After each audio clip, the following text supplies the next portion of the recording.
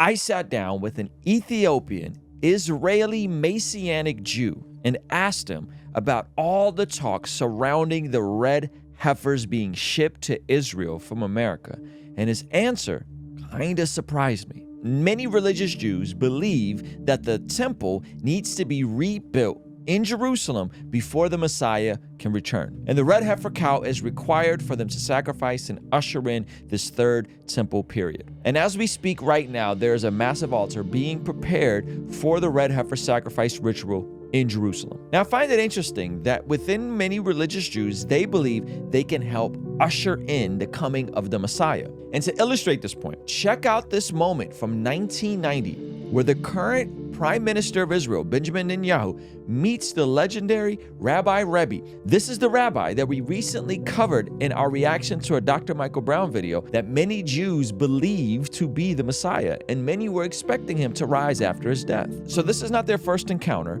and the rabbi makes this point to Benjamin Netanyahu. Listen closely. Since we last met, things have progressed. Says many things have progressed. What hasn't changed, however, is that the Moshiach, the Messiah, still hasn't come. So do something to hasten this coming. We're doing. Apparently, it's not enough. And notice Benjamin Netanyahu's entire demeanor on his face change as he's getting pressed about not doing enough to hasten the Messiah coming. Since many hours already passed today and it's still not here, there are still a few hours left in the day. So try still for today.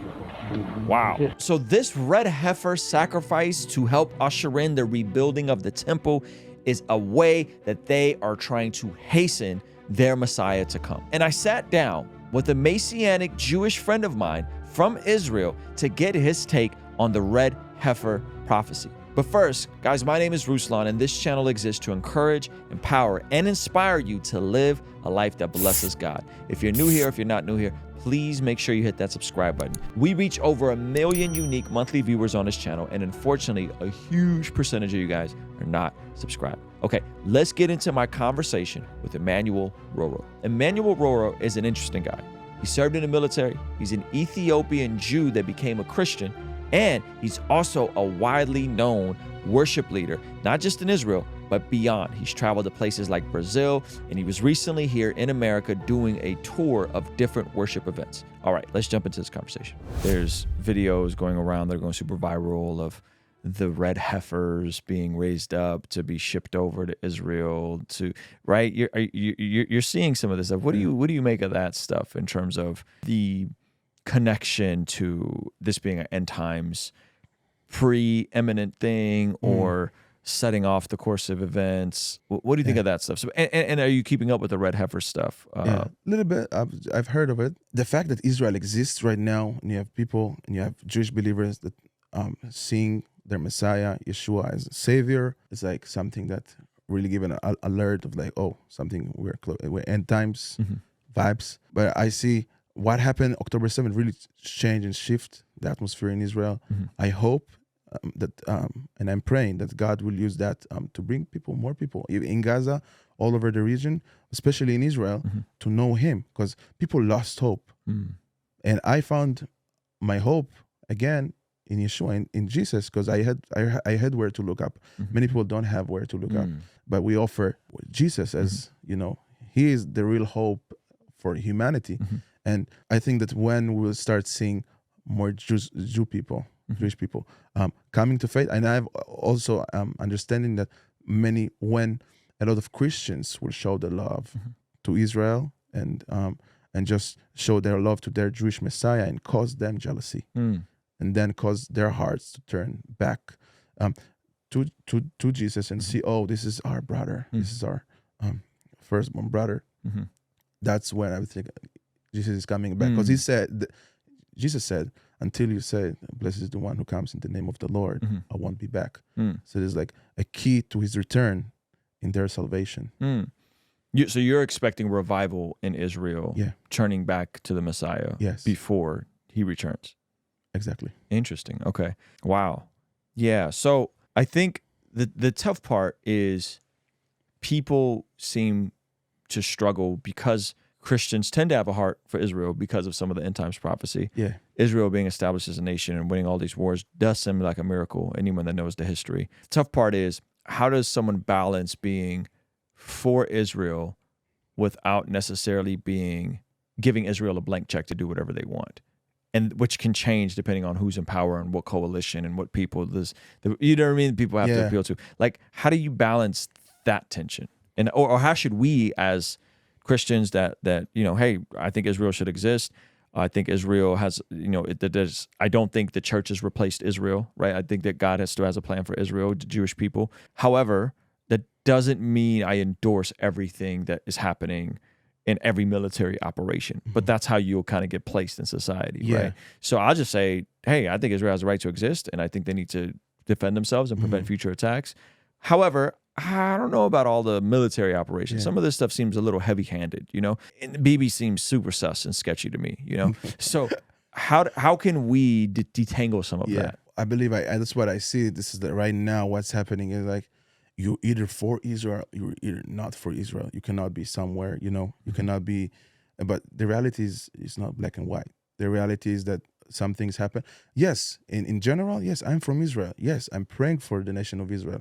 Yes, I'm praying for the peace of Jerusalem. I'm praying for revival in Israel. It doesn't mean that I'm gonna give them, like you said, a blank check to do whatever they want. Yeah. So it's like, be able to watch, like, some people have like one stream of news where they see everything and their opinion is based on that. Yeah. But it's like the news always fluctuate and change and everything. It's one day they are in the beginning of October 7th. Yeah, Israel wants A few months later, they have they cannot do anything. So it's like always going back to the source, to the Bible, to the scriptures, and always remind myself, like, try to put the glasses of not the physical reality of what I see, like the spiritual reality, what is God is doing. Talk a little bit about the viral video some people have seen, and then they kind of use that to create this blanket that all Israelis are anti-Christian. Yeah. Unpack that, and who's doing that, what groups are doing that, and give us a bit more context on that. It probably was, I've seen that video, it's like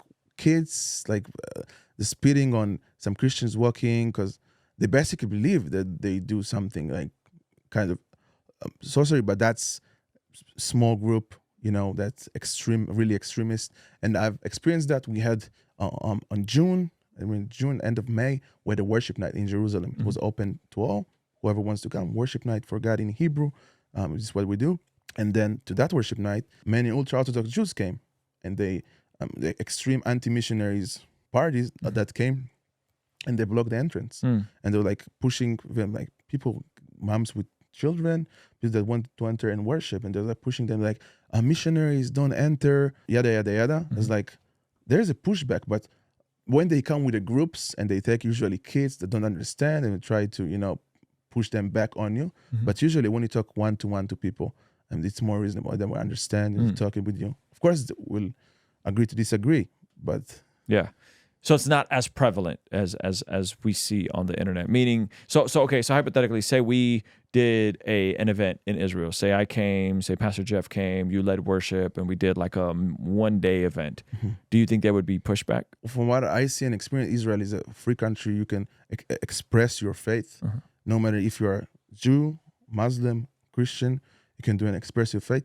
Of course, if you are doing something that is merely publicized to Israelis and stuff, there are some organizations that are actually anti-missionary in Israel. Anti-missionary. Anti-missionary organizations, but they won't be able to stop you because the law is for you.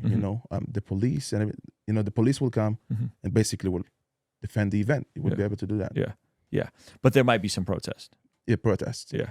Interesting. Okay. So how do you see this situation being resolved in terms of Hamas? Where do you think this is going? And what do you think like the next 6 months to a year is going to look like? Hard for me to say, because right now we are in a moment that is really unclear. Like if you ask me like 2 months ago, I would like to think that Israel will finish the job. And I hope that it won't escalate to the northern border. This is what I really think till now, is like it won't escalate to the northern border, because it would be nasty if it will. But right now in Gaza, I don't really know if they will be able. I hope. I'm just praying for the hostages to come back home. And it's like God to set those people free. And like, I believe that God can do it even more than any politician or any military or anything else. It's hard to say, but I'm hoping and I'm praying this thing will be resolved. At least the hostages will come back home, and we will try to build something from there. Hopefully you enjoyed that conversation. Be sure to like and share it with somebody. And if you want to hear my first interview with Emmanuel on the streets of Israel, talking about his experience as a Christian living in Israel, be sure to check that out here. All right? I'll see you over there. Peace.